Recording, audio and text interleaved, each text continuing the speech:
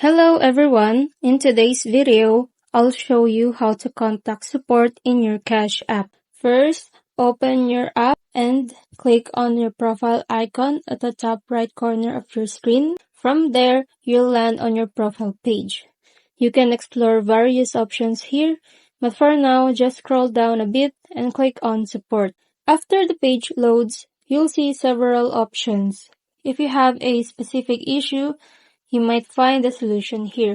Alternatively, you can use the search function to look for answers. If you don't find what you're looking for, or if you'd prefer to contact support directly, simply click on the Send as a Message option to start a chat. You can share your issue with them and they will respond to help resolve it. And that's it.